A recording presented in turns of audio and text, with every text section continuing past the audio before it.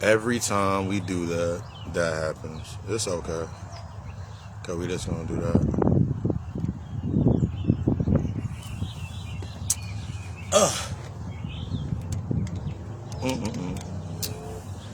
Divine day, blessed be to your day. May it be everything you require to create everything that you desire. Understand the three things. Healing is destructive. You are deserving, but you're not entitled. Healing is destructive. You're deserving, but you're not entitled. And this level of honesty is going to take you into sitting in that transparent space with yourself and really looking at yourself and being like, you know what? I am where I need to be. I am what I am. I'm accepting what I am. I'm accepting my growth. I'm accepting these greater aspects of myself. I'm accepting these greater aspects of myself. As I'm getting everything set up over here. Yeah, that's right. Let's get it. Let's get it. I wanted to get into, today I was thinking about, I got it all set up out here. I wanted to come outside. I like the sunlight. Y'all see my horn is up. I wanted to get into the aspects of instant grace. I made a post last week leading up to this, leading up to the day. And the aspects of really thinking about really sitting ourselves down and really understanding the difference between our higher self, which is that gratitude of becoming the observer, that the worldly view, the things that we're dependent upon for that gratification and seeking that gratification, and that animalistic aspect of ourselves, which is that's that survival behavior. If I ask you the question, like, what's really stopping you? If I made you look at the aspects and I really said, if I really sat down in the mirror and I was looking at, and I was coming to a space with myself of really looking at my manhood and how my manhood is based on what my manhood is based on. My manhood, your womanhood. And really looking at that aspect of, you know what? This is the lower aspects of me I'm trying to hold on to. And instead of me coming into this space of the divine masculine, the divine feminine, and understanding the stages that I got to go through, the things that I've done up until this point that I used to prove my manhood, the things that I put together to prove my manhood and my womanhood, or your womanhood in that space. A lot of the things that you did, remembering, you have to remember the things that you've done up to that point, up to you coming into your healing process. You did that based on the cadence of your survival behavior. You did that on the cadence of that dependency to gratification. So a lot of things became instant, or in the state of being instantaneous. A lot of these things became instantaneous for you because you kept getting the instant result. The first time you went and got that job and you got that paycheck, and you were like, hell yeah, I got my first paycheck. This is my manhood. I got my first paycheck and I bought my first bag. That was your womanhood. You are now in the instant gratifications of gratifying yourself, or this sense of instant gratification. But a lot of the things that we don't really look at with this instant grace, and not understanding what instant grace is, not really coming into the space of like, oh, that's what this is what, I've been doing these things based on the instant gratification. I'm not, the only way I don't understand what gratitude is, because it's very hard for us not to understand what true gratitude is. Gratitude is not an afterthought. Being thankful is not an afterthought. Bobby Hemmett said that shit the best. We don't use Bobby Hemmett in that aspect.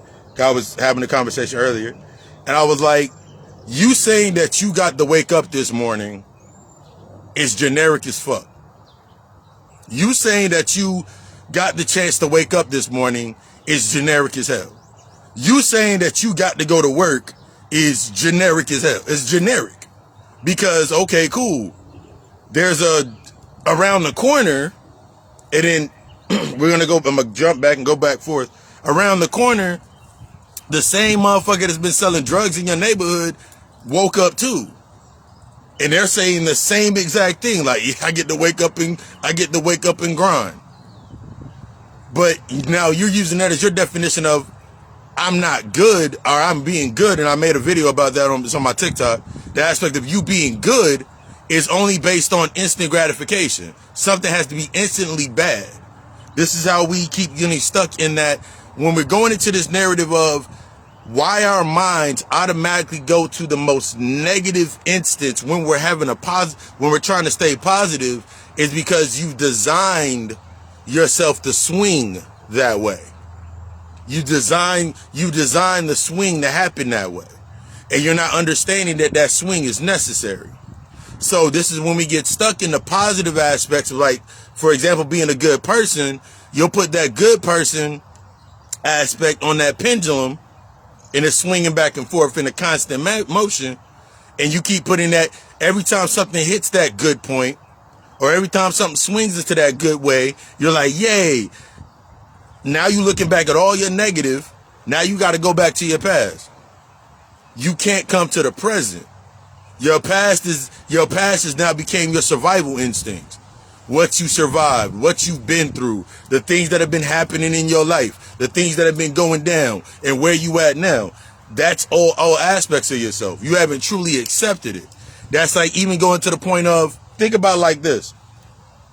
You done moved on from the relationship. You done moved out your mom's crib, whatever. You done moved out of that spot, that space. Why did you move in the first place?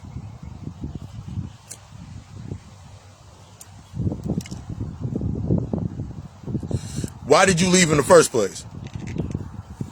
What was the true intention of the reason that you left in the first place? See, when we're going through these aspects, when we're really going into the aspects about shadow work and really uncovering, there's layers to that shit. It wasn't just one direct reason for why you left. It was that energetic motion, that your energy being in motion, that set you into that space. Everything that you put into that space, and based on you jumping for instant gratification, use an example. You can be sitting in your house right now, and you're like, yo, I'm ready to move. I'm so ready to move, and I'm tired of living in this house, and I wanna get the new crib, and I want the new crib so I can put my altars up, so I can put the paintings I want to put on the wall, so I can do the stuff that I want to do. But in no way, shape, or form, negative, on the other end of that pendulum swinging to that negative, you're not doing it. And you have a reason for why you're not doing it. You've rationalized why you're not doing it. So everything inside of your space is stuck in that state of that instant gratification of why you need to leave. Everything in that space is on the aspect of gratification of why you need to leave. Or you got stuck in that space and now you sitting in there, this is why I need to stay. On either end of this spectrum of thought, you're now on either end of this spectrum of thought, you keep making the same exact decision because that's where your pattern's at. That's where that pattern's at. Use an example. Everybody's been talking about it. Everybody's going, like, use the example of, if I don't understand the definitions of what it needs to be sustained inside of a space, anything that can give me that definition is automatically going to trigger me, especially if I've not done that work. If I have not done the work inside of a certain space with myself, if I've not done the work in that space, in my life, in that space, then everything that I have to accept that everything inside of that space is going to trigger me. I have to accept the triggers, everything that's going to trigger me inside of that space. So if I have a definition of what it is, my manhood, which is the lower aspect of me being in the divine masculine sense or the divine feminine sense, me being stuck in my manhood, that means I'm lacking the feminine aspect. I'm lacking dealing with my feminine aspect, my emotions, how I nurture myself, the guidance, that wisdom. I'm lacking in the application. I'm lacking in the creating through an application. If I'm stuck in if you're stuck in your womanhood, that means you are lacking. Ultimately, you're lacking the same feminine aspect. You're lacking the same nurturing aspect, the guidance. You're stuck on the acknowledgement. You're stuck on something acknowledging you that you're inside of your manhood and your womanhood. You're stuck on something acknowledging all of those aspects. And inside of that space, you find things that set the tone, that go into the aspects of the traditions inside of that space. Let's use an example. Yesterday, I cooked for my mom. It was Mother's Day. I cooked for my mom. Went in there in the kitchen. I chefed up a dream in the kitchen. Took out the trash, did all of that shit. But I'm sitting there looking at certain narratives. Certain things always go through my mind. I'm thinking like, according to the traditional narrative, if I was living in the traditional manhood sense, me being able to cook, me being able to throw down and do all this shit and create in the kitchen in my creative space that's attuned with me, I would deny this aspect. So now that thought came up, I have to look at how I was denying myself of that aspect and how I was using it before, because I've been using it the entire time. Using that example to the aspect when I'm looking at myself now. It's like, I can sit inside the space and I'm like, okay, cool.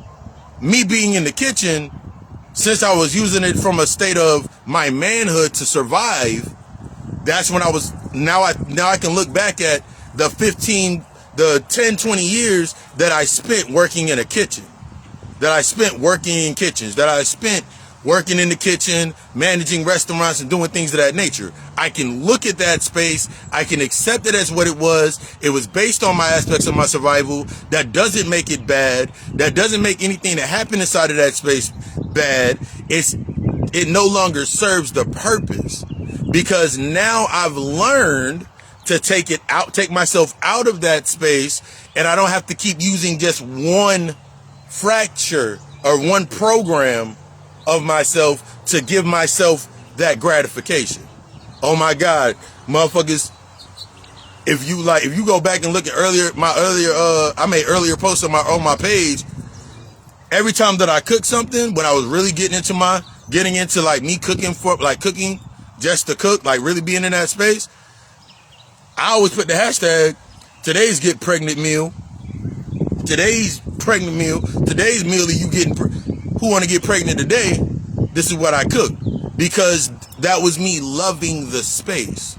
That was me accepting the space. I wasn't trying to live inside of this box of my old self. Things that I used to not be able to say at my job, or things I used to be able to say inside of a certain space. I have to be able to trigger myself. I have to be able to go into that space. This is what we mean by going in spaces in a healthy manner. And I'm implementing through gratitude. See, when after you dealt with that wound, in that aspect of that layer of that wound, now when you're coming back into that space, you're now instating gratitude. That's when I was talking about the apology, the acknowledgement, the acceptance, the apology, going through that process, and actually being able to sit there in the gratitude for that happened. Because the longer that you get to sit there, the longer that you start seeing, yeah, I got a twisted sense of humor. I got a twisted taste when it comes to certain things. And it's okay to have these twisted tastes. And this space was able to teach me that. This is where we get a lot of times we go into a certain space with ourselves, family members, friends and shit. And you be like, I'm cutting everybody off. I'm cutting everybody off. I'm cutting everybody off. But all you're saying to yourself is that you're in need of it. Really think about it. You're just saying to yourself, I'm in need of this. In some way, shape, or form, I'm still in need of it. You looking at your baby father, want to hit this nigga upside the head, you're automatically just telling yourself, your subconscious sees it as absolute.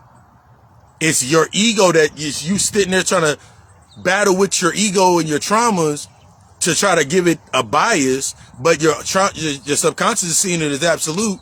You need that. You need that in your life in some way, shape, or form. You need your baby father, your baby mother. You need these people in your life so that when something comes into your life, you can instantly receive gratification. You can instantly receive validation as where you're at and where you're at. That's what causes that being stagnant. That's what keeps you in that state of this is how my life has been, and this is what my life is, and my life has been this way for 30 years, and now everything inside of my space matches that. I use the example of everything in your space automatically tells you that after 30 years old, you're done. Everything in your space tells you after 30, you're done. There's no more life. What you are is what you are. Not only am I 27 forever, but my death day, I turned 38.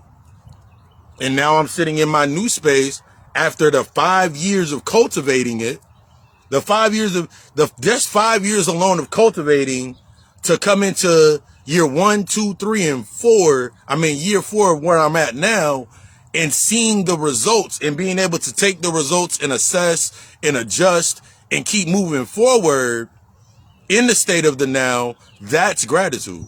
Now I'm I'm implementing through gratitude. That means everything that I'm doing has a purpose, as opposed to everything I'm doing was set based on a pattern. How well do you really know yourself if you ain't got rid of certain aspects inside of your life? Everything that I do now is based on, I'm sitting in that pattern. I'm not sitting in patterns anymore. I'm not doing it. I didn't make that pattern. I had to really look at, now go back. I had to really look back at how I kept deeming patterns as my personality. How I kept deeming these certain behaviors as attributes to my personality. But my behavior, it was my behaviors and my patterns I wasn't letting go of. The shit that I created in that state with myself of being this wounded person, of being traveling in my manhood, what being a man really is. So I had an expectation on the table. That's why I've talked about expectations before. So when I had expectations of submission, it was only submission to validate. So then when you look outside of you, you look at most of the content, most motherfuckers, you look at some of the content that's put out of the red pill and whatever in that space, it's always based on submission to validate. It's always based on submission to validate. It's always based on the provisions of validation. 90% of the shit that you keep getting triggered by, greetings. 90% of the shit that you keep getting triggered by is based on nurturing to validate. I'm nurturing to validate. I'm providing to validate. I'm submitting just to validate. I won't, in the same submission. So naturally on the other end of that aspect with yourself, in this lower aspect of the worldly things, of that worldly sense, everything basically on the other end of that is like, if I don't submit, I have to have something to invalidate why I won't submit. But that's the conversation I'm having with myself. Remember, everything outside of you is fucking feedback. Everything outside of you is going to be the aspects of the feedback. You don't like what the fuck you hearing? Really sit with yourself. Allow yourself to sit with yourself. Why do you sit there? Why when you get up, you decide to get up and take your vehicle, your body, your brain, your vehicle into that space? Why do you keep driving into that parking lot? If it's a dead space and it's stagnant, why do you keep driving into that parking lot? What visions or what are you still trying to envision to create in that empty space? See, when we're going into the space of really building ourselves and really rebuilding ourselves, the rebranding. Now you're rebranding yourself. You're understanding that you are the representation of you and all of these aspects of yourself. What am I really trying to build inside of that space? What is the basis of it? What is the foundation of it? How deep do I really need to go? You got to go all the way deep. Sometimes we keep trying to do surface level things, and that's what keeps us in that instant gratification. I'm gonna sit in what we keep telling ourselves, and it was something that I was doing for a long while, in the aspects of every time I thought about the divine masculine, I automatically contributed it or validated it I was in a state of validation based on my manhood. So it was my manhood that set the tone of me being in the divine masculine. What it is, the same definitions of what I said, what it is to be a man, were the same definitions that I used in what it was to be the divine masculine. They're two different things. They're two different aspects. One is the lower aspect, one is the higher aspect. There's degrees into that shit. Because having the things that I was sitting there saying to be in the aspects of manhood, what I was saying to myself in the aspects of manhood, that shit doesn't fly in the divine sense. That doesn't fly in that. It's an impartial or an imbalance in the divine, in my divine masculine sense. The things what I was trying to define womanhood, or what it was for what type of woman that was supposed to be inside of my space, I was using the definitions to stay within the bias. If they're not this, and this, then I don't want it around me. So I keep telling myself subconsciously, like, okay, cool, we don't want this around us. But a couple of days earlier, when I set my intentions, I said I'm trying to work on removing myself from the things that are around me. I'm sitting here this week, I'm going to work on the things that are keeping me stagnant inside of my space. So in that same instance, when I sit here and speak the next line, it sounds contradictory to my humanity, my human sense. It sounds distorted and it makes me upset to my animalistic nature. So it's looking for protection of it. But ultimately, I set that tone. I called that forth.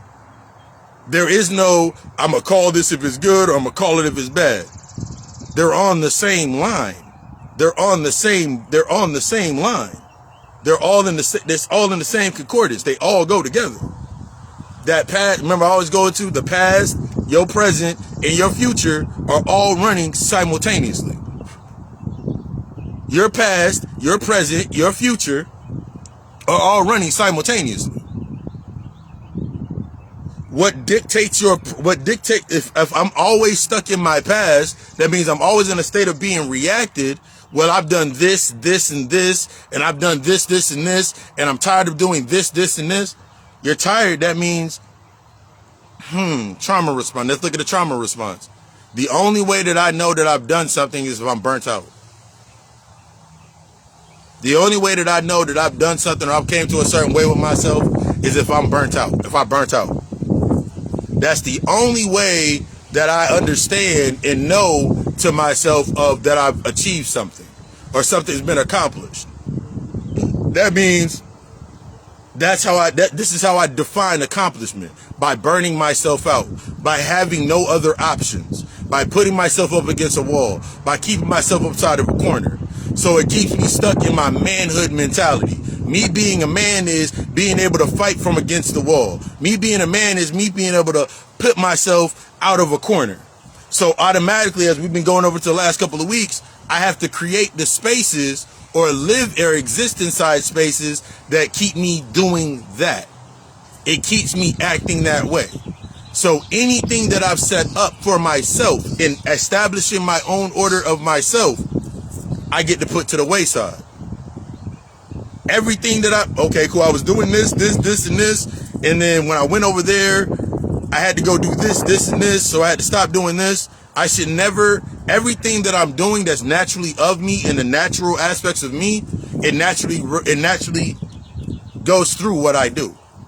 Everything that I do in that aspect of creating this new lens, my new scope of how I'm seeing things, my directions into the space is always going to come through my truest narrative. It's always going to go through the truest point of me.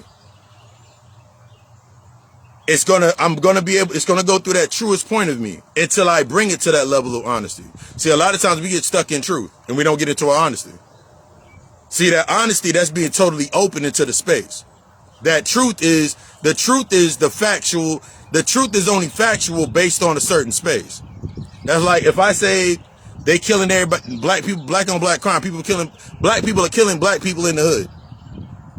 It's a truth. It's a fact. But I only can prove that if I go to the hood.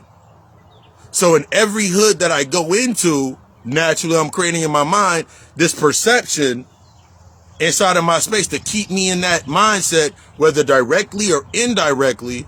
Directly with me going into the hood, staying in the hood, going in the hood, staying in the trap, staying trapped in that mindset. And then the indirect is me going to a hood with white people in it, and I see the white boy that has the white boy that got the I want to be a nigga starter kit on, because I need those aspects to keep me in a state of instant gratification, to where if it's not happening over here, it's happening over here. This is why I'm doing what I do. This is why I say what I say. This defines me. These are my definitions. I have not learned to live outside of my old definitions. My old definitions give me instant gratification. I can be like, yep, because of that what happened. Okay, if that always happens every time that I do that, why do I keep going into it? If I keep going into a certain space with myself and I know what's going to happen and I keep going to that space, what's keeping me over there? What factuals am I clinging to?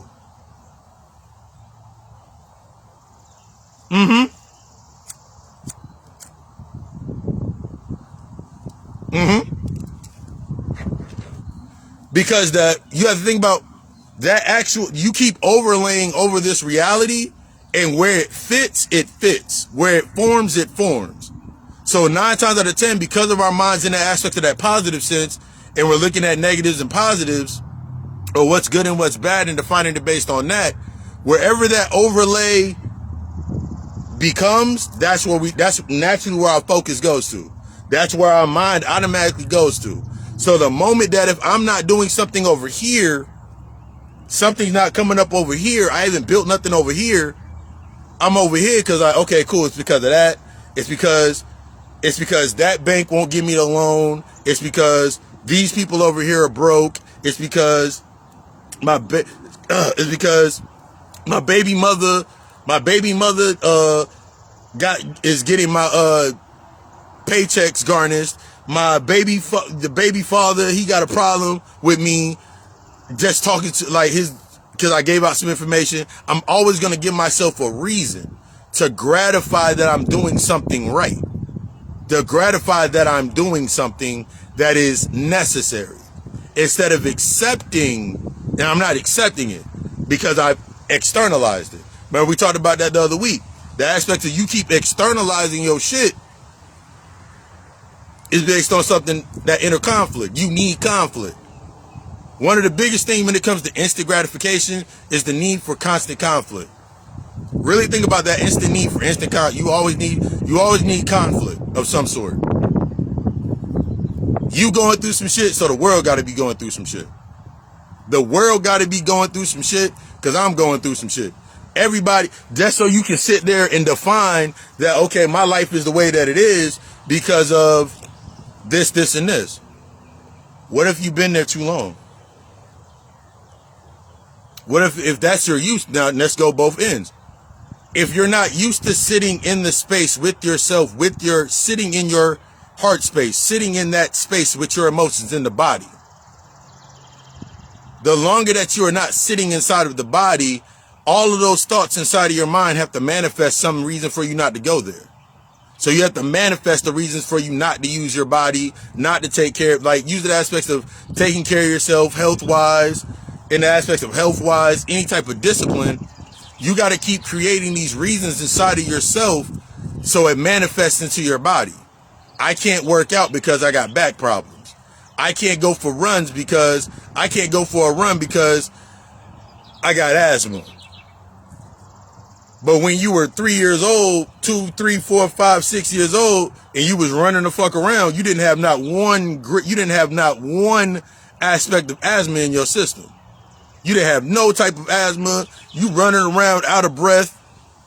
It wasn't until later on in your life that when you sat there inside of that space, accepting the reality, you were running, and not saying that you didn't. Now, when you contracted asthma, or you contracted that sickness had something that was rooted to it. It had something already present inside of your body. Like when I broke it down to aspects of asthma, that means you don't know how to breathe. If I look at asthma or any breathing ailment, bronchitis and things of that nature, it means you need to start investing in breath work. One of the things that give to my clients is be like, you might need to do some breath work, some breathing work. I know how to breathe. I breathe all the time. No, you. Yeah.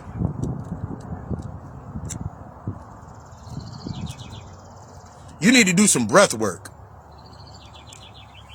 You ain't never did. Man, I'm always overthinking and overanalyzing everything. You need to sit down with yourself and sit. You need to sit in a space with yourself and come through that state of meditation. If you can't sit there long enough and certain things come up and you can't still yourself, you may need to go to somebody. You may need to ride around something. You may need to set up that appointment to get a hypnotherapy session. Everything has a root and everything has a cause to it.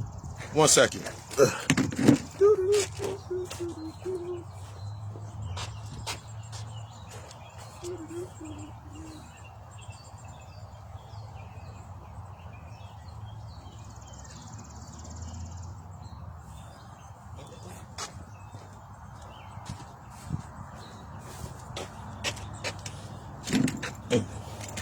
Because now naturally you're sitting inside of that space and you haven't applied to it. Like, I give an example. My mother, I love my mother. My mother asked me, yeah, I do hypnotherapy.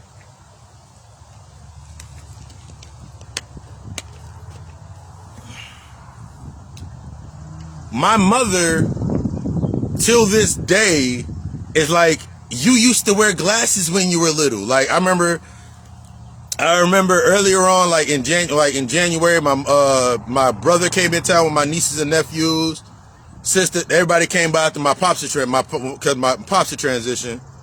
And my mother, we were looking at the old videos. My mom was like, look, you used to wear glasses. Why don't you wear glasses anymore? Did you get LASIK surgery? My mom had all of these different ideas to try to rationalize why I don't wear glasses anymore. And like the simplest, given that simple introduction of, I stand in early in the morning, I go ground, I'm looking into the sun. I was looking into the sun. I changed the way that I was eating. In order to change my eating habits, I had to look at the narrative of the emotions that I was feeding.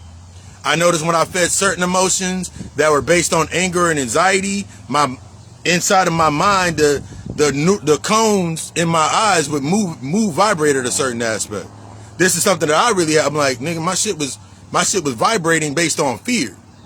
Now when I'm in that state, it's like, use an example. I taught this in the class. Taught this in my class this last month.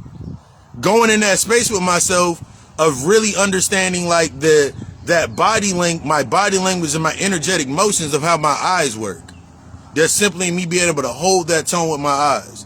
Hold that state with how I look at things, how I see things. Am I looking at things through that wounded perception with myself? Therefore, it's going to be through a shame or through a doubt or through a guilt. Because guaranteed, if you're trying to look for something, your ass will find it based on the energy behind it. If I want to be and feel shame, everything I'm going to look at for the next 6 hours is going to be based in shame.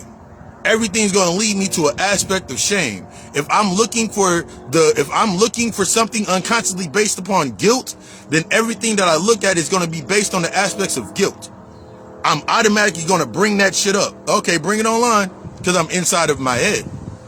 But sitting in my body, sitting in that heart space with yourself, sitting in that heart space with myself, learning how to breathe, learning the power, it's like, this is when we go into the aspects of being generic. It's not me learning how to breathe. It's me learning the intentions of my breath, the power of what my breath holds, the power of my tongue, what I say and how I say it. And then getting to a point past infatuation. This, when you get past the point of infatuation, that means, I remember I've told this, I think I've told this story in a lecture. I remember the one time when it was like my first breakup after like coming into myself, and I said some of the most intense shit. I was like, yo, bitch. I didn't say bitch. Sounds good to say now. I was like, yo, everything that you had with me is not gonna be there. It's gonna be gone because you denied me. I was on some real life God shit. I was on God shit. I was in my God frequency, on my God shit. No bias. It was straight. It was no bias. It was not impartial. And I said it, and then next couple of days, that shit happened. Instantly. It wasn't instantaneous. This is the thing. In my mind, in the human aspect, I thought it was instantaneous. My human aspect of myself was like, yeah, you did that. But I wanted to hold it there. So I wanted to I was only validating my patterns. This is what happens when motherfuckers fuck with me.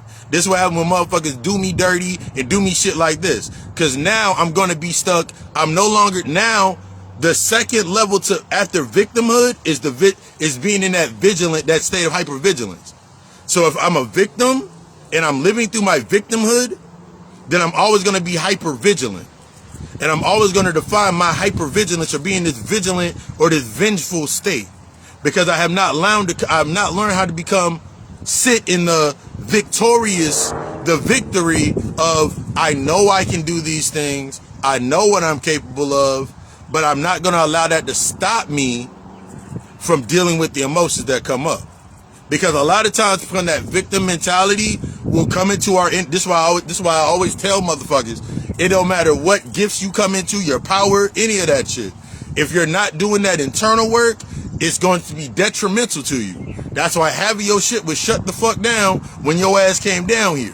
Your shit was in 16, your shit was fragmented on purpose, because if you had all of that coming in, everything that you went through, you wouldn't have learned through it. You wouldn't have learned inside. You wouldn't have learned through it. Your ass would have ran through it. You run through the things that give you that instant feeling. I'm going to run through this. It's like, use the example. You having a lack, as a man having a lack of emotional intelligence. When I had a lack of emotional intelligence. For me in that space, with a lack of emotional intelligence, for me in that space, it was quality assurance. It was quality, I was looking for quality assurance. So in every space that I went into, it was based on this quality assurance. That means I was in my head and I use certain words. I would say certain things, act certain ways, move a certain way, certain behaviors and patterns in order for me to get what I needed to get out of that space. So I needed that reaction. So naturally, me being in that state, that creates self-sabotage. That's the highest level, the highest level of self-sabotage would be that aspect of the distraction. The highest aspect of that would be seeking for the distraction. So that self-sabotaging factor would be the overexerting myself in that relationship, the overexerting myself in certain spaces, because I did not yet establish anything for myself. I did not yet establish the divine aspect or balance with myself. I didn't establish that yet. You feel what I'm saying? So now I'm sitting in that space like, why is my life happening the way that it's happening? Why every time I get with this, because my mindset automatically went to, I said to myself, trying to stay in the positive thought but ignore the negative, I said to myself that I wanted a chick to look this way. Or a chick that had good conversation. Or a chick that was this, and this. So yeah, they would have they would have the ability to conversate or emotionally or to have intellectual conversation, but that conversation came with a bias. It came with the bias of the negative that I was ignoring. It corresponded with my negative. It corresponded with that thought that I had in my idea of being in manhood. That's what it would connect to, because it has to connect to the lower. It must attach to the lower and connect to the higher until I deal with it. This is when I made that post. You keep seeing the same people. They keep attaching to the negative until you exalt that negative so you can stabilize a connection. This is why you sitting there 9 months, 6 months into 3 months into a relationship. You done did everything in the beginning of the relationship, and then you tell yourself, I'm just all in. You haven't learned boundaries. Because there's no way in hell in the beginning of a relationship you should be. There's a difference. Remember, I'm just telling my truth. I'm just honest. I'm just being real. You're not being honest. Honesty requires transparency. The more transparency and the more aware that I am, the more boundaries I'm naturally going to set. Doing what I want. Discipline. Discipline being that state of, the highest state of discipline is indulgence. The highest state of your discipline is going to be indulgence. So I indulge in this, and I understand me being in this space. I've created this space inside of my mind, and I've exalted the negatives that I felt about the emotions of this space, that anxiety. I've healed that inner child wound. I've done that. I've worked on done my womb work, and now I'm dealing with now it's I'm in the state. Okay, cool. I got to deal with my teenager. Now I got to deal with my teenager. Now I got to deal with my wild and unruly teenager. And for a lot of people, when we go through our healing process, a lot of times when we create that initial space for our inner child, we create the space for our inner child to explore, to be happy, to live and thrive. That's the space that you can go to. But then you got to remember there's also your inner adolescence. Your inner adolescence is inside of that space. They don't have a space that's totally different. Your inner child and your adolescent, they are two different characters. There are two different characters. There are two different characters inside of that space. The things that your inner child wants are not things that your inner adolescent wants.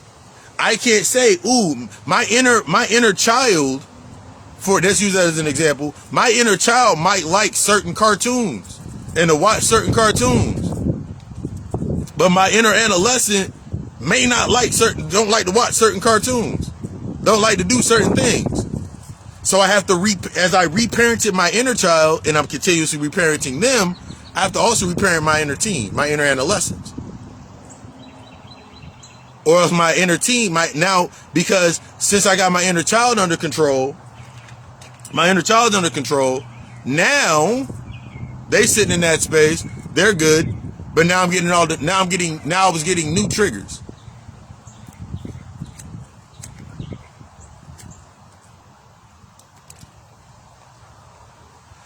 In the physical world, let's use the physical aspect, your humanity, the worldly things, your life in the human world. You taking care of your niece, your sisters, brothers, nephews, cousins, all that shit, because we've all been in that space to have to do that. That was you taking care of your inner child. That was you taking care of your inner child. Now remember, your past, your present, and your future are always in cadence. They're always in cadence. They're always in continuous motion at the same time.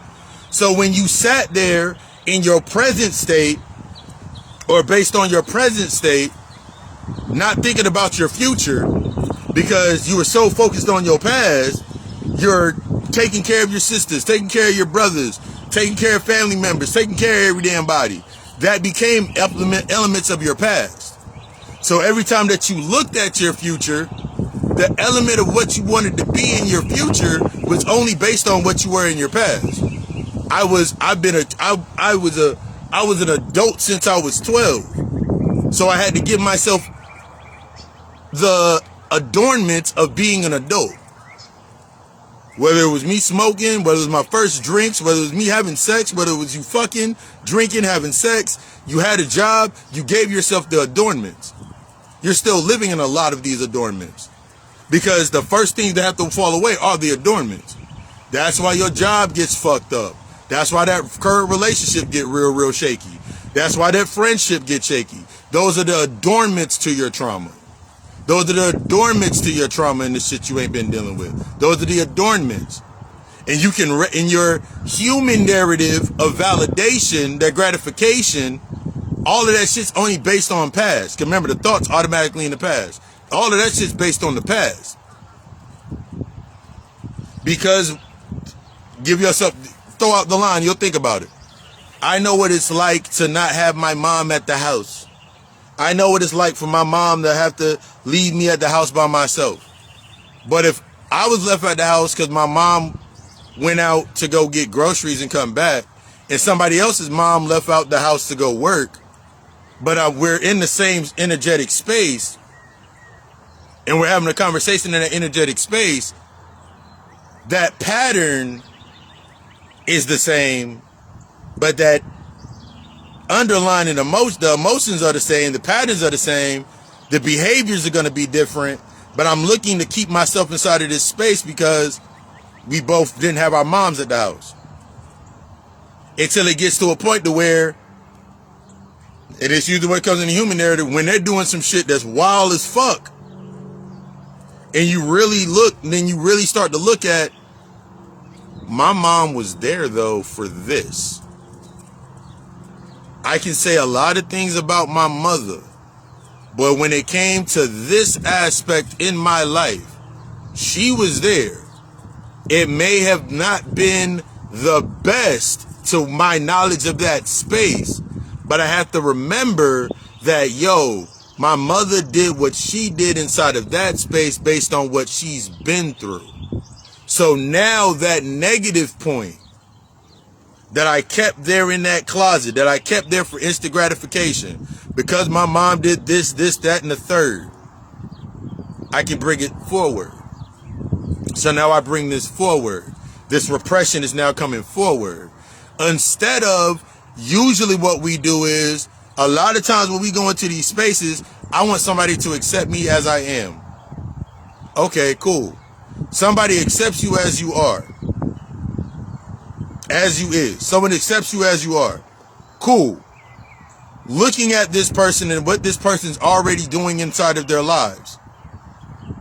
The natural masculine, in the divine masculine sense, is to naturally provide, protect, and provide knowledge. To provide information. In the aspects of your manhood, it's always, your manhood or womanhood is always based on this lower level of hoarding. Your manhood and womanhood is always going to be based on hoarding certain information.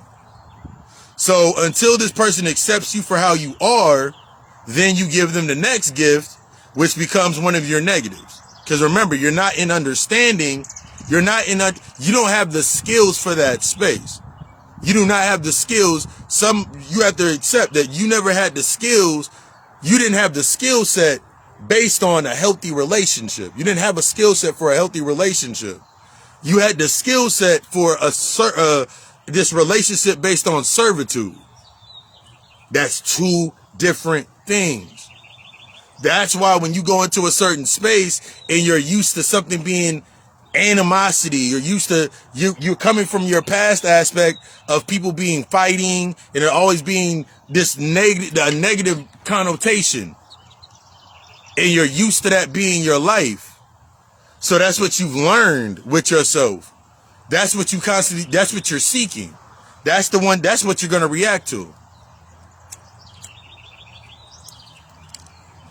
So when that shit don't happen, you sitting there like, but see, this shit ain't working. It's been in the human narrative and in the animalistic nature. The animalistic nature, remember, is behavior and pattern. So in my animalistic sense, let's look at the aspects of the relationship itself. If I'm looking at my relationship through the worldly view, that means strictly through the physical. I have not tapped into my higher self. That means everything in the higher sense is going to be my ideals of the thoughts that I have not yet sat with. That means my worldly view, to gratify my worldly view, to gratify my human experience, I have to keep gratification upon the negatives, that negative shit that keep happening. So I'm gonna be on Facebook, I'm gonna be on Instagram, I'm gonna be on social media. And the only way that I can validate a relationship is I keep seeing relationship goals. So now when I go into a space, whether it's consciously or unconsciously, I feel that in order for me to validate a relationship, it has to be seen by everyone.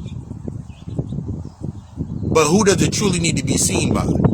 See, that's generic. You want to see, everybody sees it.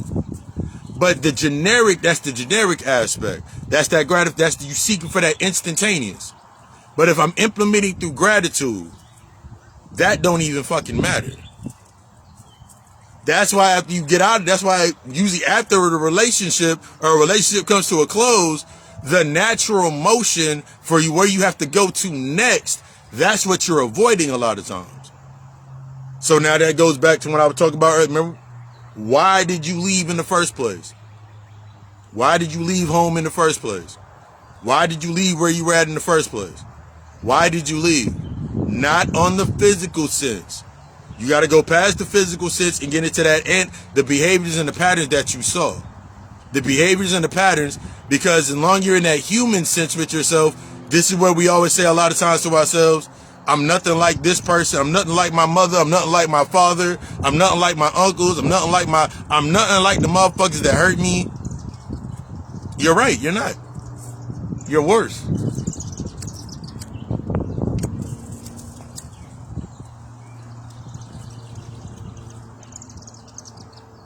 You're right. You're worse. You're worse. Because you're the sum of all of that. You're the sum of all of that shit that you haven't dealt with. You still haven't forgiven them for the shit that they did. You still haven't even thanked them for some of the shit that they've done. Because ultimately they gave you something. That's why when you look that, you need that. This is when we get into that sinister aspect. How many times can you look at somebody and be like, brilliant? That was bravo. That shit was brilliant. How many times can you look at somebody do something to you or say somebody can get you to act a certain way? And how many times can you get to a point with yourself when they're trying it, you can automatically exalt and be like, that was great. No, really, that was some excellent, that was some good shit. I can tell you put some thought into that. How many times can you do that inside of the space? Somebody does you fucking dirt. Somebody goes through a whole entire aspect of creating another page to spy on their significant that they thought was cheating and created a whole nother aspect of it. And then you sitting there like, but that's Two's in the wrong. He shouldn't have cheated. Both of y'all was sitting there trying to get instant gratification. You wanted instant gratification for what you said was right. And they wanted validation for you gave them validation for what they were doing was right. Because how does the conversation go? How does the conversation go? Man, see, if you didn't do this, if you didn't, see you doing all the shit like that, you doing all this shit like that, you doing all that shit like that, that's why I'm doing what I'm doing. Well, if you didn't do shit, if you weren't doing the shit like that, I wouldn't do shit like this. It's the reason niggas like you. What's the real reason? So we have the generic reason. We have the generic disposition. It's not that you're not stuck in emotions. For you, Dawson, for a lot of times with you, it's like, cause you're thinking, it's cause you're still in your head about your emotions. We have to start sitting you in that heart space, sitting you in the body. Right now, you always in your head about your emotions. So you keep rationalizing what they should look like, what they should feel like. Why don't it feel like this? Or should it feel like this? Or should it be like this? And things of that nature. But going into that space with yourself, what's the true tone behind it? If I'm sitting in a space, if I feel the need, the inkling, the urge, because it's only what it is. I have an undisciplined urge. I have an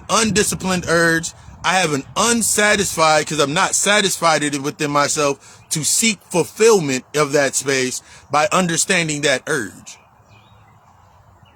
So as long as I'm not seeking to fulfill, understanding that urge and disciplining that, I'm always going to stay in a state of self-sabotage. This is how you keep self-sabotage yourself with the distraction. Because if that don't happen in the next relationship, what are you going to do in the next relationship? 9 times out of 10, the shit that happened to you in the last relationship is the shit you do in your current relationship. This is when this is where we see 970 million fucking posts about narcissists. That nigga was a narcissist. That nigga was a mirror. Shorty was a narcissist. Shorty was a mirror. Call her what she is. Stop trying to validate it. Stop trying to stop trying to validate it by invalidating it. Stop trying to invalidate that person. It don't matter even if it's true that they are a narcissist. That's not for you to use to validate why you keep doing what you're doing. Stop trying to validate shit. Stop trying to rationalize why you aren't doing the work. Why you aren't sitting with yourself. Why you aren't dealing with yourself. Because in that same instance, you now live out the definition of what you are saying. They are a narcissist because they did this, and this. They only care about their image. They only care about their image. They only care about what they look like. Now look at yourself in the mirror and say you don't care about what the fuck you look like. Go look yourself in the mirror and say, I don't care what I look like. Because it's not going to come out as, I don't care about what I look like. It's going to come out as, perhaps, you got to accept me for me. You got to accept me for me. Image control. Remember last week we talked about the aspects of you staying inside of that trauma narrative with yourself over and over and over because you kept grooming the space. So you just keep going right back to the same grooming narratives. Let me groom it. Let me feel good. Let me feel good about what didn't happen. Let me stay in this continuous motion of bullshit with myself. Because that's all I've ever known.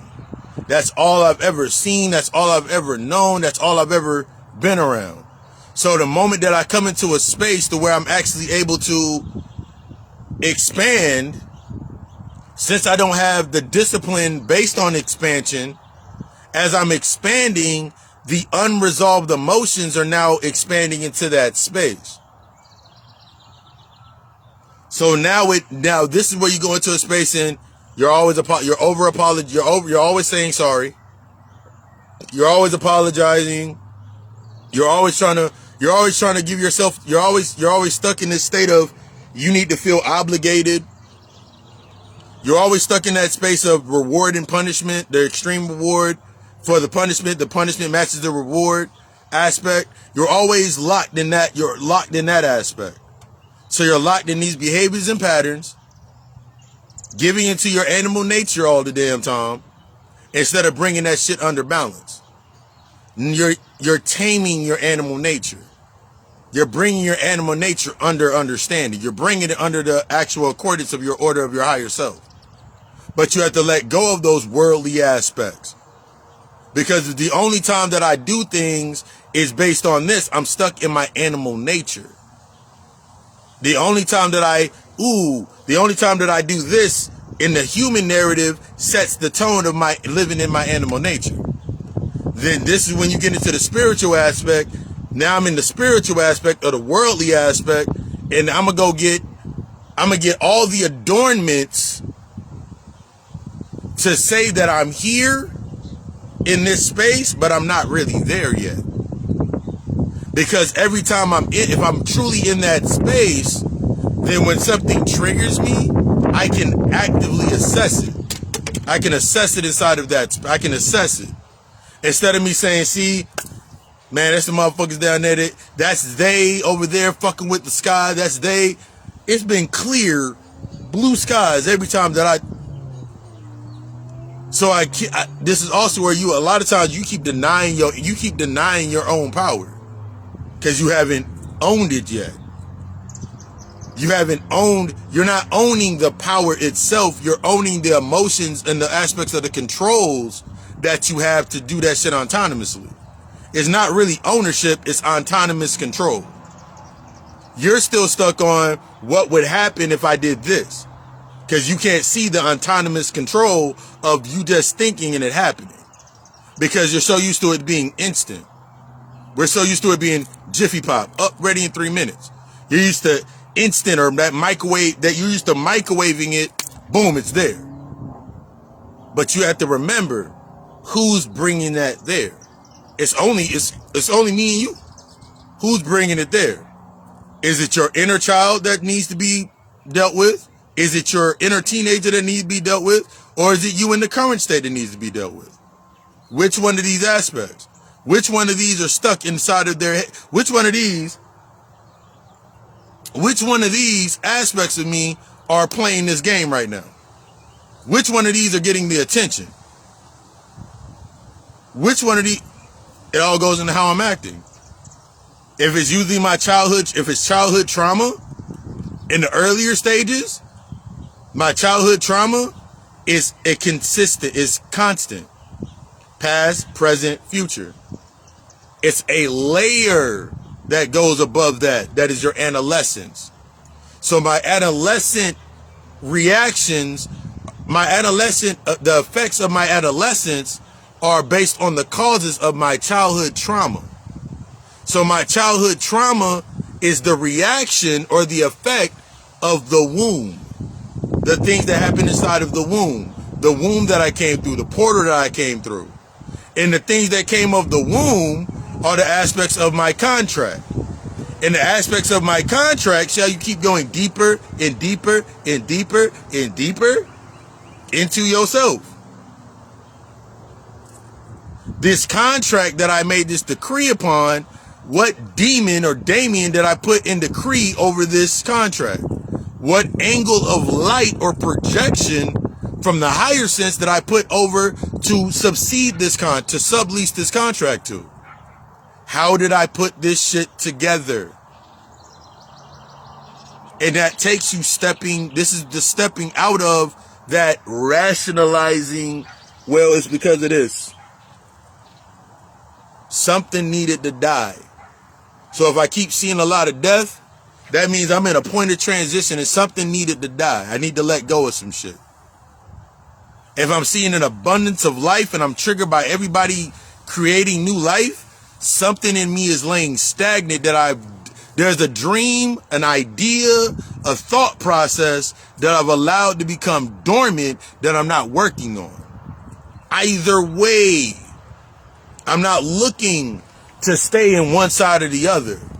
I'm looking at it I'm looking at it unbiased. I'm looking at it from an unbiased state. I'm not looking at it as, oh my God, my life happened this way, and it's all of these things happen. All of this shit's connected. All of this shit to the same coordinates, all of this shit's connected. As we look down like this real quick, good. All of that shit's inside of that space, all of that shit's connected. I keep putting myself in these positions. I keep saying this shit to myself. I keep acting a certain way. I keep feeling a certain way about things because I'm not really having that conversation that I should be having. You don't want to, most of the times with ourselves, we don't want to accept that, nigga, there's a program running and I don't know which one it is. I have 126 fucking open shortcuts on my on the screen, and I don't know which one I don't know where I put it. I'm just used to creating new programs. But if I really pay attention, this is when we start looking at that your neural network. When we start looking at your neural network and how you put together those patterns, i.e. your natal chart, human design, your gene codes, all of these aspects to yourself, you're like, oh, that's how I created it. That was my living feedback of how I felt about that with myself. I didn't feel 100% confident in that motion. So I naturally, inside of that space, the result would be that. I didn't feel 100% confident in my motions of simply waking up and tapping into self-care. I had to have a reason for a self-care routine. I had to have a reason to get a haircut. I had to have a reason to do it. I didn't, and then when I had to sit with it, naturally sitting with it that's when it becomes that stage of, okay, cool. And then you get off put like, okay, cool. What happens if you can't do it? What happens if you can't do it? Now put yourself in that position. Can you see yourself in that position? Sometimes you may need, and depending on how you learn, see, a lot of times you're going against how you actually learn. Like, all of my highest learning style is the ability to just absorb. I just absorb shit. That's me. I ain't Mega Man all day. I just absorb shit all day. That's what it's in, absorb it, play around with it a little bit, then I can do it. But my lower aspect, I have to understand, I have to also acknowledge my lower aspects of my learning styles. I have to accept that I got to accept that when I'm having conversations with people, it's very auditory. It's auditory for me. It's going to be the aspects of hands-on. So a lot of instances where I was inside of certain spaces where it was hands-on, that was a lot of environments where I was creating where I didn't know what a healthy family was. I didn't know the definition of a healthy family dynamic was. So I was very hands-on in creating family dynamics in order for me to learn what a healthy dynamic of family was. But the reason I was not comfortable with it was because it was the unresolved aspects of what my pops did, my father did, what I saw in my family. That's what I kept using to gratify that I was doing something right, or I was in the right space. But since I'm doing it based on instant gratification, naturally I become stagnant.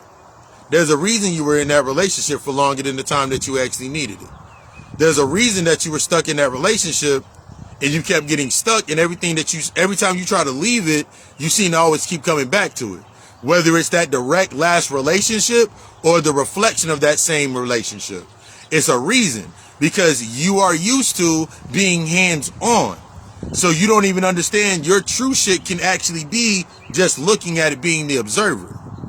See, as long as we looking at our learning styles in the human narrative, your love languages in the human narrative, these aspects of that, those are all can be exalted upon. You're supposed to learn all of them. That's why you're giving all of the different instances. You're not just giving one, two, you're giving all of them as they are necessary, as in the spaces where they're necessary at. It's not based on you trying to be like, it's one thing to acknowledge it, it's another thing to accept it. Remember, I'm always saying that. It's one thing to acknowledge it, it's a whole nother thing to accept it. I can acknowledge bullshit, I can acknowledge BS, I can acknowledge this shit all fucking day. I can acknowledge fucked up shit all day. But until I accept it for what it is, I'm gonna keep going through it, and I'm gonna keep, because in that space, I have not found myself, I am still vengeful. I have not accepted apologies to myself. That's why I got to keep doing it. That's why it keeps coming up. That's why it's so easy for it to come back up. That's why the moment that you get it, that's why the moment you get into that new relationship, that new friendship, you're automatically overlaying the old relationship over that. Everything that opened up your heart, or basically activated the heart space, those wounds, remember that shit is acidic as fuck. Cause remember, that's why that cancerous nature, things being cancerous, infectious, that infectious infatuation, that shit pumping through your veins is all of the pain, all of the venom, all of the hurt, all of the everything that's happened to you. And when you go into that space, you've been pumping that into the space, creating that chaotic atmosphere for yourself, and you built your whole atmosphere based on that, and your tones have to match that. Your tones got to stay matching it. That's why when you're happy, you're not happy that long, because you have not learned happiness with yourself. That's why when you upset,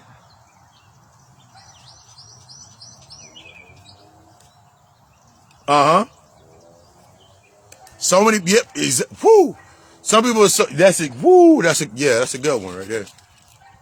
You so far out of it, oh my God, I can do something. Now, disclaimer, we're not saying, and we're never going to say, disclaimer, not saying that you cannot do something in a direct sense. We're talking about the aspects of being indirect. A lot of the things that you keep getting stuck in, they're based on the indirect principles. the indirect principles of what it is to be a man, or the indirect principle of what it is in your womanhood, or what it is to be that identity. Anything you're doing through identity is indirect. It will keep you, that's what keeps you inside of your head. Anything you do directly forces you to sit with your heart. And if you're not used to opening this up, you ain't used to sitting with the emotions, you go overthink the fuck out of them shits. I know it. I am not only a motherfucking client, I am a fucking I'm not only the fucking client, I'm the president of doing that shit. I was the president of doing that shit. I had to force myself to a state of impeachment. I had to impeach myself from that seat. See, you want to be removed. You want to be valiantly removed for your efforts in that space. That's not what you're there for. You want to be valiantly remembered for everything that you were inside of that space. That's all based on existence. You want this valiant effort and this valiant banner to be, you want your jersey in the fucking rafters for the shit that you've been through. So motherfuckers remember that shit forever. But you gotta remember, whether they remember me for my good or my bad, whether you're stuck in the space of the positive or the negative, they remember me for my good shit or my bad shit. Either way, the space that I'm going to is absolute. The space that I'm leaving to, the space that I'm moving to is absolute. You got to start doing that here. You got to start moving in the absolute sense with yourself here. That way you're able to actually, this is how we remove, you got to remove in the absolute in your current state to get to the absolute. The thing that keep getting people stuck is you're trying to look at it, this happened and this happened. What am I supposed to do? Imagine if you didn't do anything. Negative first. Imagine if you didn't do anything. Then what would happen? Man, then a lot of people would be hurt. So, in a direct sense, and this is when you become, this is honesty. In a direct sense, what do I need to do to establish the example and the foundation to build on to deal with that? See, that's the honesty. That's when you sit with yourself. That's when you sit with yourself for about 8 years, 10 years, 8 to 10 years by yourself, with yourself. And you start having these thoughts with yourself, and you really start thinking, and you really start getting deep into your work. And then when you come up out of that hole, every time you come up out of that void, you come out renewed. You come out fulfilled. You're not coming out satisfied anymore. Remember that satisfaction, that's you trying to feel good or feel bad. You coming out that hole fulfilled, that means you've accepted both sides. And then you come to a state where you're actually able, like, you know what? A woman, I'm gonna turn the camera. A woman that led the 9/11 victims for 10 years before it was discovered. She wasn't even in New York. She wasn't even in New York or America. Yep.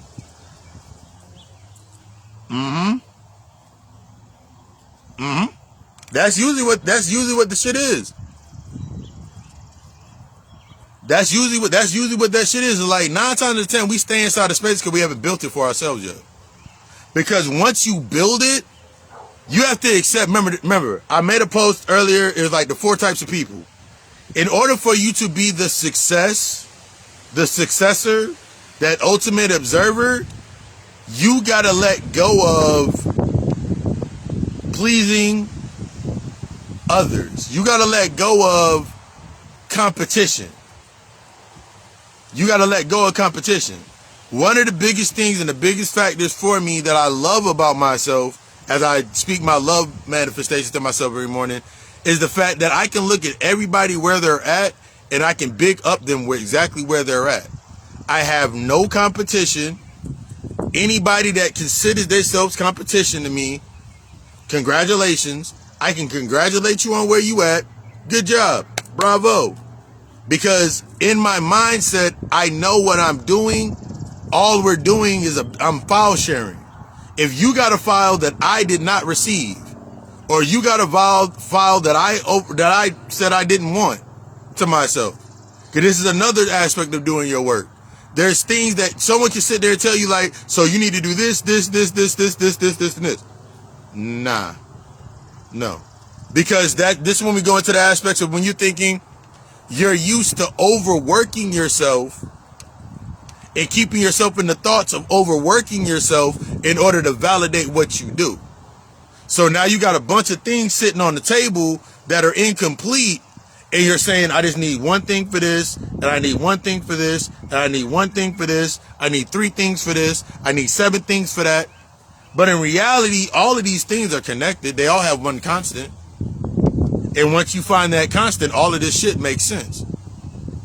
All of this shit got one constant. You did one thing. I can guarantee you, if you look at the most of the things that you do, the things that you do based on your root chakra, connect to the things you do based on your sacral or sacral chakra, which linking to everything you do based on power, which doing to everything that you do based on your heart, that doing to everything that's based on how you speak, that's doing to everything that you see and everything that you see and project, or everything that you put in, everything that you keep crowning yourself with. So if I crown myself as a victim, that means I must see and project through the eyes of a victim, project as a victim. I must project as a victim. That means I must speak as a victim. How does a victim sound? See, now I got a definition of what a victim sounds like. They sound weak. They sound incoherent. They sound like they always talk about their problems. So naturally inside of my narrative, I got to look at where was I taught not to speak, and how I spoke was shunned upon or shut down. Not to talk about my emotions, not to really deal with my feelings, not to really deal with these aspects.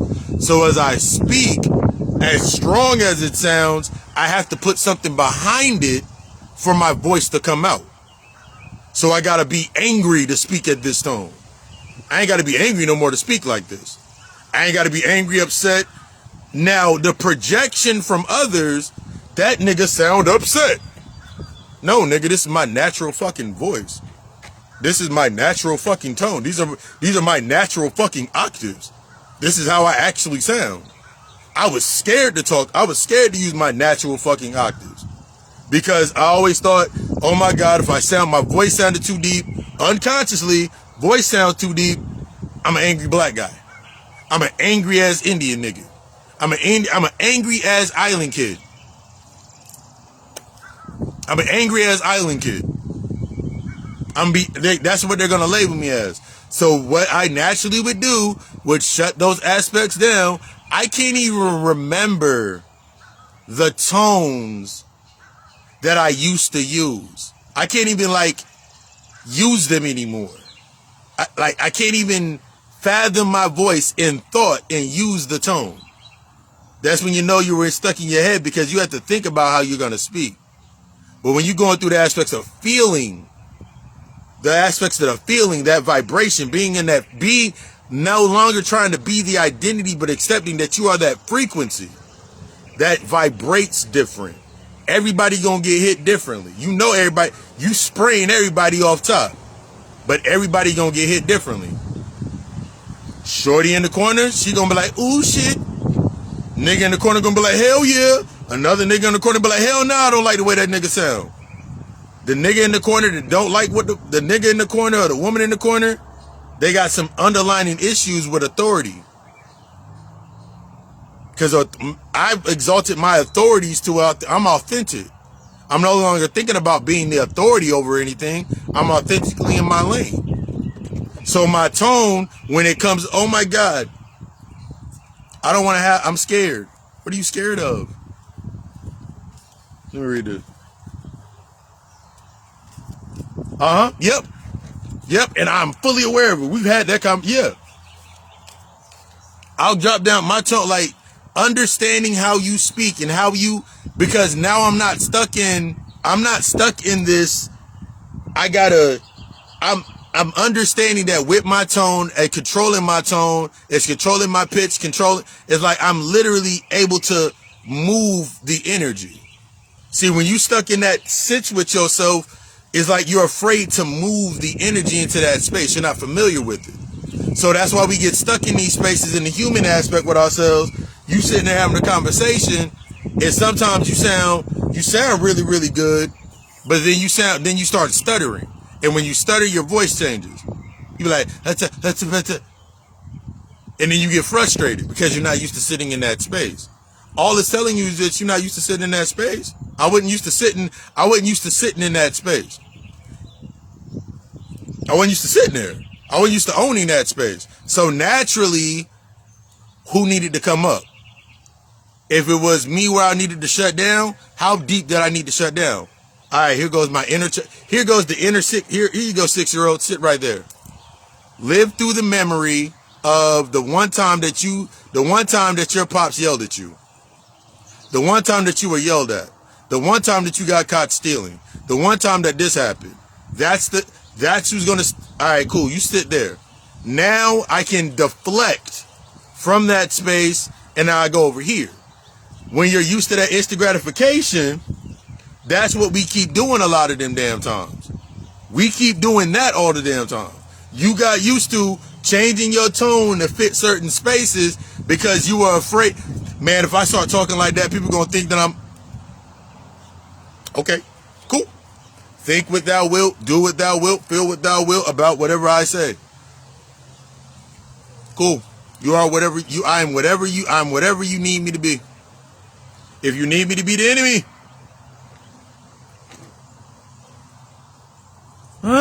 yeah. What did you do? Oh, God. We got to set up an appointment for you.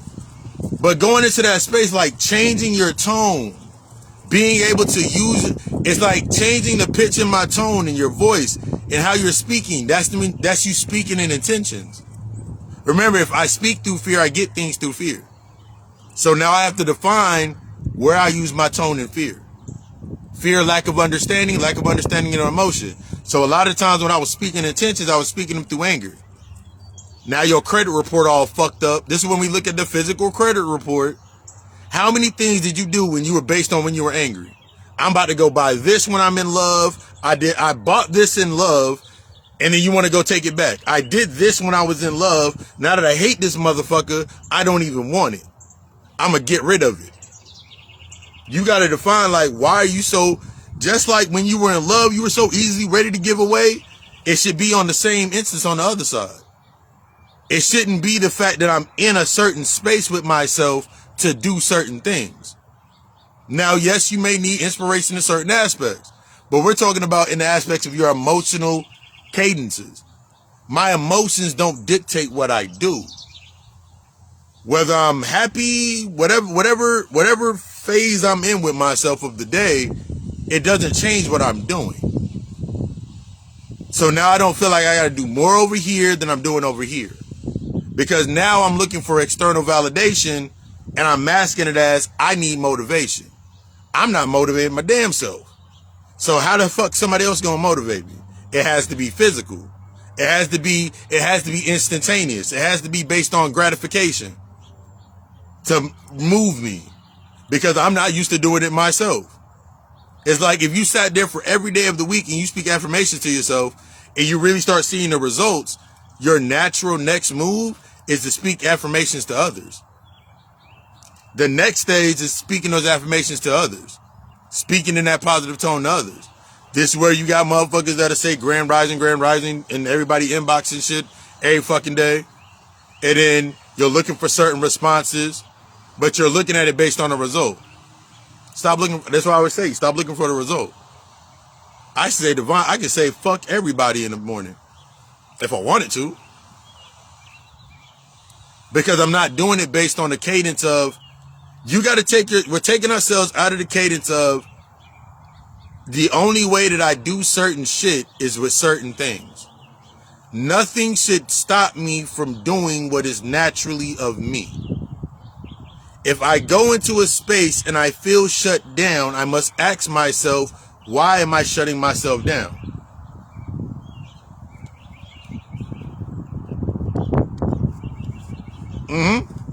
That aspect of you being motivated, you have to understand this. I always talk about this aspect of dedication. Nobody, like, for example, The work that I do when I'm working with people, when I'm working with everybody, it's only based on your level of dedication. It's only based on your level of dedication. Once we've reached a certain point, there's really nothing else I can do, and I will let you know that, okay, there's nothing else I can do until you do this, this, and this, and you commit to this, this, and this, whatever the commitment may be, and that's your choice. From there, that space is open. From that space is exactly what it is. You got to walk through that shit. Okay, cool. Now, this is usually what we're used to. We're used to trying to test the envelope. And that's your inner teenager. That's your teenager, and they're trying to test the envelope. Your inner teen. Sometimes, yeah. Hell yeah, that amusement, that entertainment, that's some of the biggest shit that you be sitting there like, sometimes you get overly amused. When your amusement goes to stimulation and not substance, that's usually when it's a distraction. When that entertainment is in the aspects of stimulation and not substance, that's usually when it's aspects of a distraction. This is how we can key our distractions. If I'm easily amused, if I go on, like, use an example. Yesterday, while I was sitting there at the end of my self-care day, in between text messages, I was sitting there watching my man Jamal the Creative on YouTube. And I went back to an old video that I watched from a long time ago, and I watched it again. It was like, the name of it is like, when your girlfriend's crazy and she's from the South, and it's a whole damn skit of crazy shit. But as I'm looking at it, I'm not seeking stimulation, even though I am, my ego's naturally in a healthy space. My inner child, my inner teenager, we laughing at it because it's funny as fuck. But it's not based on stimulation, it's actually based on substance. Because if you actually pay attention to it, you can see the subtle cues of the back and forth and what really can get fed on inside of a space, and what the aspect of accepting certain aspects is. So I can see it for what it is, accept it, and have the enjoyment of it. I can enjoy it, I can indulge in it, and it doesn't imprint on my psyche. See, a lot of times, because you stuck in your head, is because you have a fear of the things that it's not the fear of losing control, it's the fear of the accountability of what you've allowed to be imprinted on your psyche. So as long as I'm stuck in a space of what's been implemented on my psyche, and I'm feeling bad for it, feeling some type of way about it, trying to rationalize it, I'm naturally going to go keep looking for it. This is where you come into that space with yourself where you're like, you know what? I'm not going to watch TV for a year. This is where you're sitting in that space and be like, I don't watch TV no more.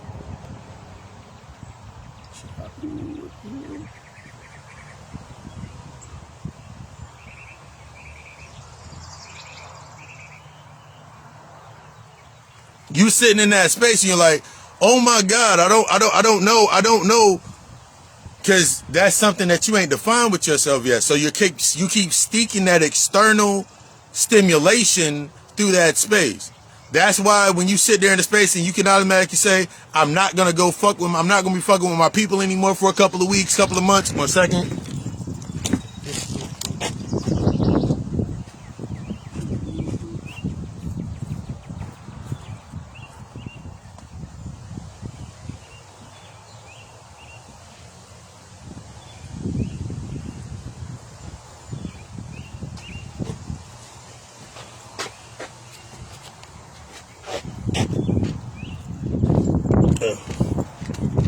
That's why when you sitting inside of that space with yourself and you like, oh my God, I'm gonna stop fucking with certain people. You ain't defined why. Because you have not defined the underlying stimulator emotional aspect, they make me mad. If they make you mad, that means they have control of the emotional point with you. What are they making you mad about?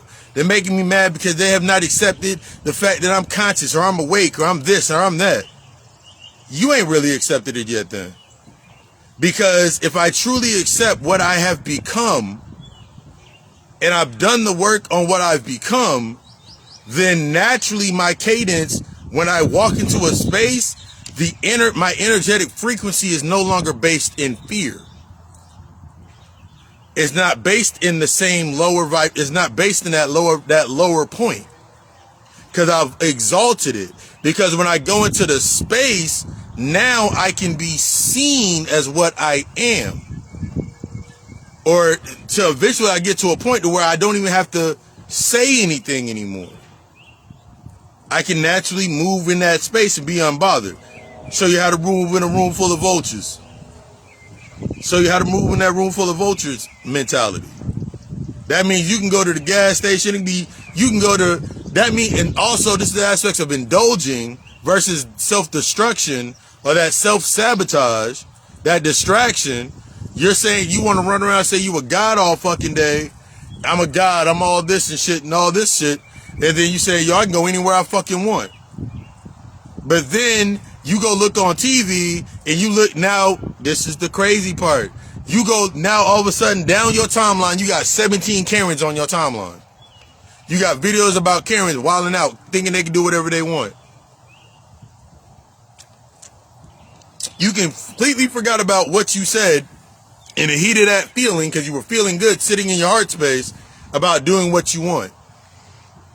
So since you have not confirmed where you got it from in that aspect of that thought process, the true substance of that, and defined and applied it to yourself, naturally what you doing outside. You looking at Karen, and you like, see, that's that Karen shit. They think they can do whatever the fuck they want, and they think they can do what they want just because I thought I can do whatever I want because I'm a god. I thought I could do whatever I want because I was black and I deserve because I deserve to be able to do what I want to do because I'm black and we've been held down for so long. I'm stuck in the same entitlement. That's why that shit keep hitting you upside your head because you stuck in entitlement. That's entitlement. The only reason you can react to entitlement because you are entitled somewhere. You feel entitled. You feel just because you did some shit or you done it, you can reap the benefit from it. You reap the benefit the moment that you did it. The moment that you had the thought about what you wanted to do, sat with that feeling and created it, that was the benefit. That was the result. That was the gratitude. That thought was the gratitude. That thought process was the gratitude. That action was the gratitude. The results were the gratitude of that result. Exactly. You can't go be going. What you getting stuck on is, oh my God, the result didn't happen the way I want. What did you really want? What did you really want? Man, I'm trying to get some more money so I can do this. Do what? Why don't you just do it? Man, because I don't have any options.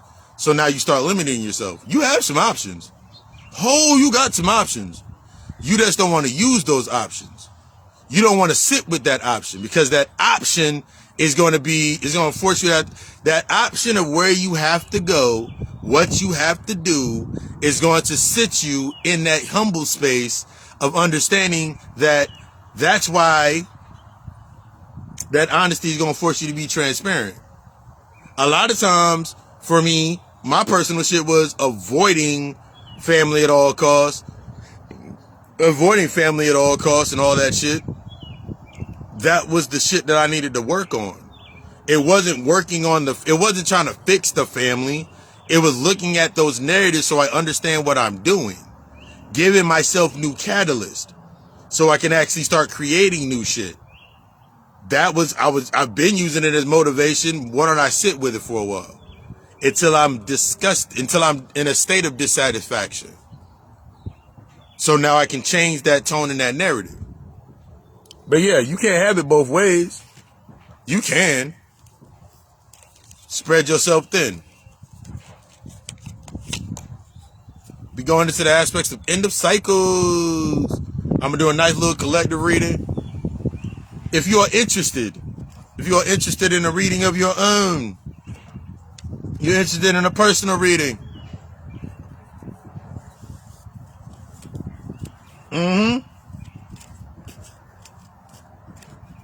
Exactly. Yeah, they've accepted that aspect about themselves. That's exactly what they've accepted.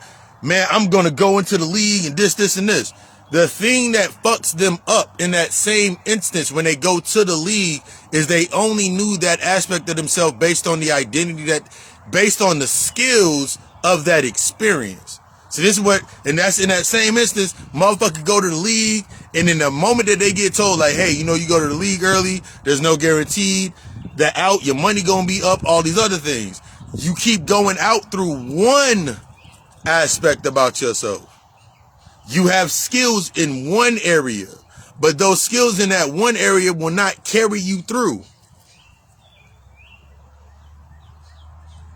Those skills will not carry you through. Those skills are not going to carry you through to that next point with yourself. Those skills are not going to carry you through.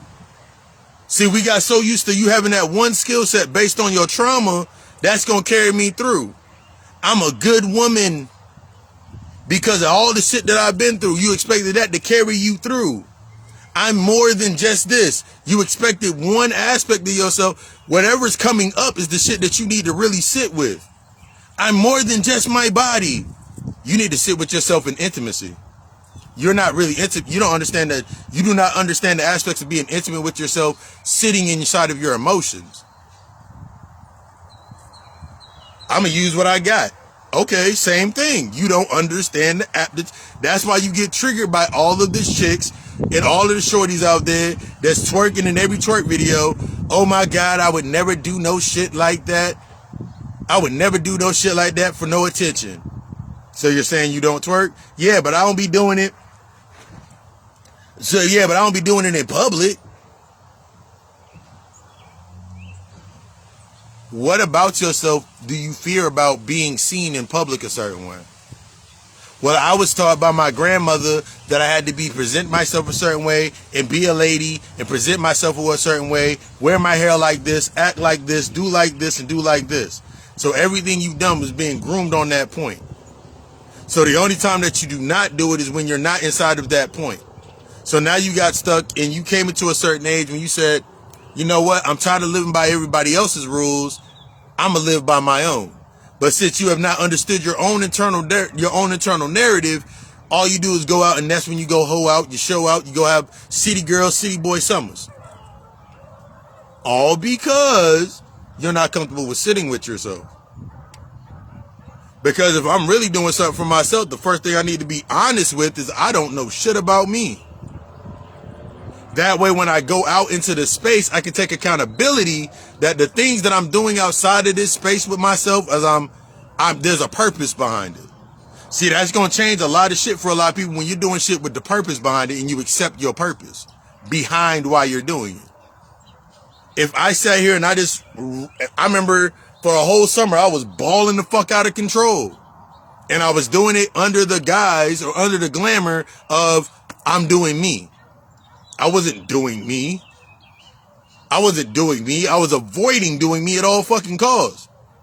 And since I defined money based on fear, I had to do things that were based on the exhilaration of exemplifying that fear. So you just keep repeating that cycle. You keeping everything exactly external. I want to keep everything external. I don't want to go within. But I can tell you from taking that shit within and really sitting with that shit, everything has fucking changed. Continuously. I don't have to worry about having it. I don't worry about what the fuck I say to myself, so I damn sure ain't got to worry about what I say to others. So I can sit in that space. I can sit in my chaotic sphere. I can naturally create order. I naturally am order. I don't have to create order anymore. I am order. So everything that I do is based on order. Based on where it's at, not where I want it to be, not where I can see it. It's not based on the future. It's not based on the past. It's based on the now. All right, cool. Based on the now in this current state where we're at, these are the things. Now it's realistic. Now I can sit in the state of my own reality and look at it for what it is instead of looking at it from the wounded perspective. And even when I look at something from a wound, I can check myself on it. Now I can check myself if I'm using a wounded personality or that behavior pattern. This is how you start changing those things. But you got to sit in this space. You got to come to this space to sit down. You got to sit right here, sit in this space. You got to take yourself out of your head and stop trying to make it happen a certain way so you can keep doing what you're doing or do something different. You thinking about the vacation and you think about going on vacation. So that's why you're trying to base your decisions around. So you're at the end of the cycle of depending upon one decision to save your life. This one move that I make is going to save my life. You're at the end of that cycle. That one decision, I'm one decision away from changing my life. I'm going to tell you, yes, you are, and no, you aren't. You are one decision away from changing the processes of your life. But if you look at it as that one decision is going to take you outside of this cycle that you're in, no. It's going to force you to sit in that cycle. What part of that cycle are you in? A lot of your cycles, remember, you didn't started so many things, but you don't finish them because of that nurturing concept. You scared of that nurturing aspect, maybe, but it should look, no. Personal, in line, alignment with where you're at, in alignment with your emotions and your thoughts. Remember, that shit gotta come up. So if you have 3 good things come up, if you have you got 2 stars and then a goldfish pop up on that shit, is just letting you know that you got some shit to work on. You keep trying to, the thing that happens with us a lot of times, we keep trying to use probability for it. Yes. Bleak said it. But once that nigga accepted it, was like, you know what? I ain't got to do it. I can do, that's not what I was meant for. You thinking that, I'm be one way? No. This is your opportunity to assess that cycle. This is your opportunity to assess and accept your decisions. It's an opportunity to make a decision. It's an opportunity to take in the message, to listen to these messages. It's an opportunity to really sit in that space and really be like, you know what? I got to do this, this, and this next. I know what I must do next. Because a lot of times you keep trying to look at your strengths. You keep trying to build on your strengths. You can't build on your strengths without first assessing your weaknesses. Your weaknesses are of the body. Your strengths are the strengths that you thought of. They're playing inside of your mind. Your weaknesses are inside of the body. That's what makes it so hard for us to sit inside of our heart space, because that's what we feel is weakness. We have so many different narratives telling us that sitting in our heart space is a weakness.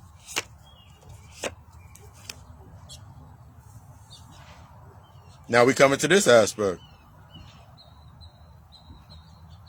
Allowing ourselves to bow to the information. Allowing ourselves to sit with that information. Allowing that aspect of what's guiding us and allowing that to take us and guide us. A lot of times we want information. Man, you don't see all the ancestors inside of my bottle? Look at all them. Oh, y'all can't see the bubbles all inside my bottle. Herd spirit drink. You have to allow yourself to go into that space. Stop telling yourself the things that you've been telling yourself to avoid it. That was a major factor in me. I would start telling myself all types of wild ass shit. I would start telling myself all types of wild ass shit so I can avoid shit. That way, when it came for me, the time for me to cut away shit, it was always something minute that I cut away. It was never nothing. The aspect about cutting yourself, disclaimer, we're talking about the aspects of the suicide attempts. The thing about cutting yourself and cutting things away, a lot of times, is we always want to cut away some minute shit that don't really cut anything away. You'll cut out going over to a friend's house, but you won't cut out what you were watching when you go over there anyway. What led you over there anyway. So you'll cut out going over there and smoking with them, and then you're smoking the house by yourself. But the narrative is you wanted all the smoke, so to speak. You wanted a space where you could feel normal. But inside, your inner child was like, we're not normal. This goes into the aspects of your works. You're getting deep into the aspects of them works. Deep into the aspects of that enlightenment. Some of you are in a state of enlightenment. You're so focused on enlightenment that you forget about the endarkenment. This that blacksmith. This that endarkenment. See, we want to do this without that first. That's one of the biggest things a lot of times that we try to get into. We're so stuck on the enlightenment that we forget that there's in between the enlightenment stages, there's the stages of endarkenment. That means you must go into the darkness. That's the stages of going. We're so used to the enlightenment, higher self in the higher mind, that we forget about the endarkenment, which is actually the body. Some of you are in that state of endarkenment. You keep swinging around. I'm going to cut away everything that doesn't serve me down here. Everything down there serves you. Or else it wouldn't be there. If you wanted to be an enemy, it's an enemy. If you wanted to be a friend, it'll be a friend. If you wanted to be indifferent, it'll be indifferent. And I guarantee inside of your space, you're gonna have an indifferent motherfucker. The indifference is about your job. The enemy is this person, and your friends is these people. All based on you trying to stay the same. You have a choice. You have a choice. You got a choice. Y'all know me. I desire y'all to be the fucking best. I desire y'all to be the best.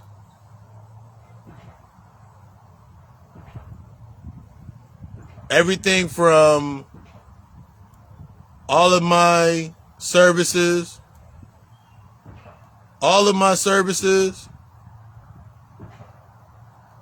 hit the link. You can hit the link above this video, or you can hit the website, hit the inbox, whichever way you want to get into your shit.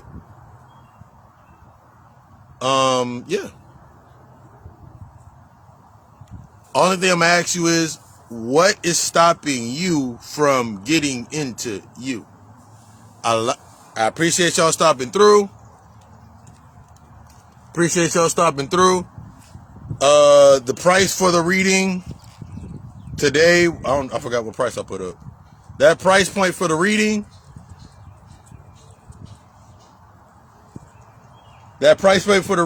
I'm going to do general energy readings all day. If you make an appointment today for your general energy reading, $10. That don't mean you got to get it today. You can set your appointment today. And that's only good for today. Everything else, I'm about to go in here and knock out some other stuff and, continue with my works. I desire you to be the fucking best. Desire you to be fucking best. You got a choice. Remember, healing is destructive. You're deserving, but you're not entitled. Level of honesty, it's the rock. Gonna take you into the aspect of that transparency.